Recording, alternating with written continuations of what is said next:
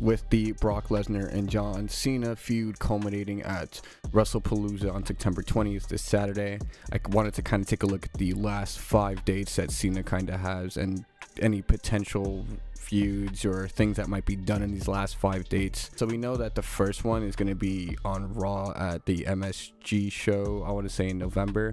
So it seems like they're going to probably start spreading him out. Maybe what they'll do during this Brock Lesnar match is that whatever the fallout is kind of after this match might take him off of TV for a little bit. I'm really hoping kind of similar to what they did with Sami Zayn in that US Open challenge. I kind of hope we kind of get a greatest hits really quick in that span, which I hope they kind of do. It does seem like kind of maybe a last minute thing, since the face turn did feel kind of, out of nowhere, you know what I mean, and stuff like that, compared to the long plotting heel turn that seemed to be planned.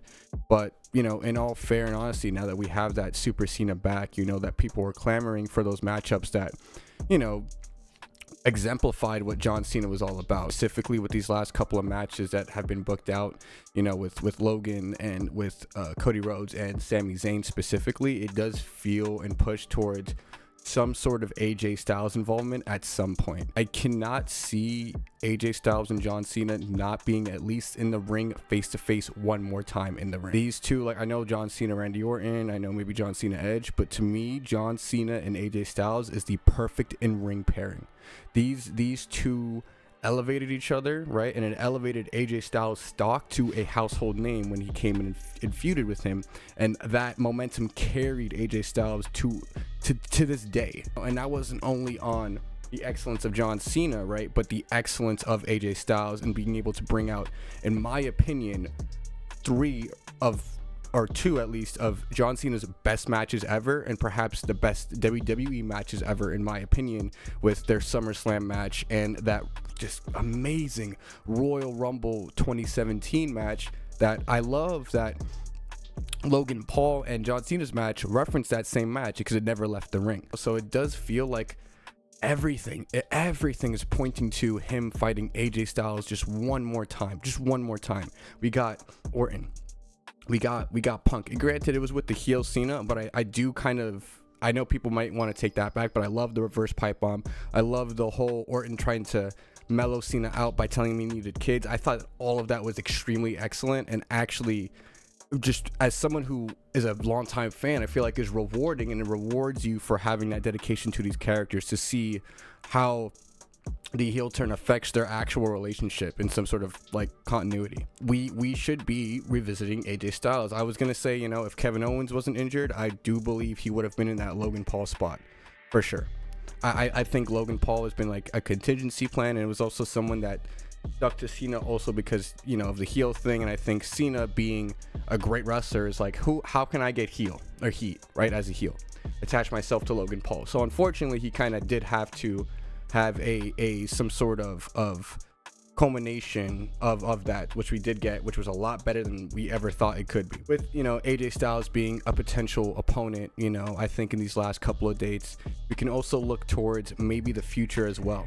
I think Cena has always represented that ruthless aggression in terms of like when you're starting out and when you want to take it all, you have to be ruthless and you have to stand out immediately once you join, which is something he did when he challenged Kurt Angle. You can maybe have some sort of similar spot, for SmackDown and Raw, where we have a new up and coming superstar get that rub off of Cena. And yeah, Cena will still have to win most likely, right? But in defeat someone like a Carmelo, maybe since he's with the Miz right now, we can do a thing where Melo sees that Cena is on Raw, Miz and Melo come out during a Cena promo, and everyone's kind of talking about the Miz and Cena and the WrestleMania 28 stuff and everything and their legacy, and then Melo out of nowhere goes, "Hey, what about me?" All right. You see, Cena, I think there's something that you've been lacking this whole time that you've always prided yourself on. And it's not hustle, loyalty, or respect, but it's ruthless aggression. And then slap Cena, and then demands to challenge him. I know you're on your way out, Cena, but I got to make a statement. I got to prove to myself, I got to prove to Miz, and I got to prove to everyone else in this arena right now that I belong and I hang, because Melo is money, because Melo is him. Right? and then you have a Melo Cena match on Raw. Because Melo, even in a bunch of his movesets, has looked up to Cena. There's a built-in story that you can do within that little 5-minute segment that will do wonders for both on the way out for Cena and wonders for Melo, going forward. Maybe Miz being in the corner of Melo can have some really cool spots with Cena during that match, right? That we can throw back to like their 28 stuff and everything. 3 more dates, because we do one date would be Melo, one date would be AJ Styles, would be another one. You know what?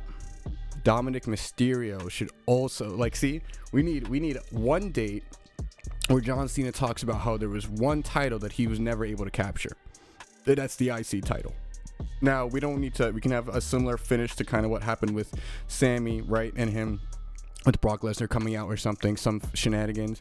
But I do think a Dom Mysterio versus John Cena, a match on Raw, right, for that IC title would be money. It would be money with the Judgment Day running around trying to stop Super Cena from taking the IC belt from Dominic before he heads on his way out. The rub that Dom would get being in the ring with Cena, and I think that match, man, that would also be another excellent just feud that would give Dom more cred as a great heel, and give him something to chew on moving forward.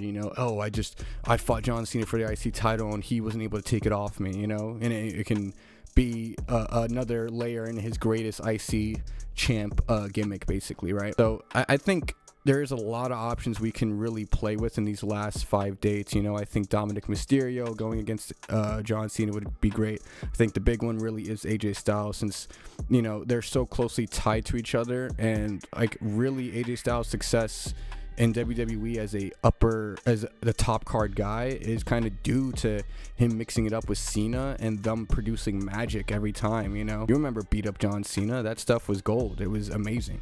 And I think that to really do right by Cena, especially when AJ Styles was really the one who kind of took him out of full-time competition, I think it would be a full circle moment that within AJ's last 2 years and during Cena's retirement tour, that they get one more proper match when they can both really go. So let me know what you guys think about Cena's last 5 dates, what you guys think should be kind of happening, if it should just be a bunch of thank you promos, or we should really get some crazy spontaneous last minute exciting things for these Raws. I think that should be kind of WWE's MO right now if they want to really utilize these last couple of dates to the best of their ability, and then be able to carry that momentum forward so that when John Cena does retire, that there isn't this giant hole in the WWE right now because there isn't a huge Cena segment to get the crowd pumping. Because I feel like for the biggest part of 25, John Cena has kind of carried a lot of the momentum of WWE kind of on his back with this last run, just because most people are just excited to be there to see him and kind of disregard a lot of the other stuff that's happening if it's not, legacy guys like CM Punk, Cody Rhodes, etc., right? So I do hope that in these last couple of dates, we get some really cool, tangible things that help the rest of the roster move forward and that they can use to enrich their storylines and stuff, and that John Cena gets that proper send-off that he really does deserve as the greatest of all time.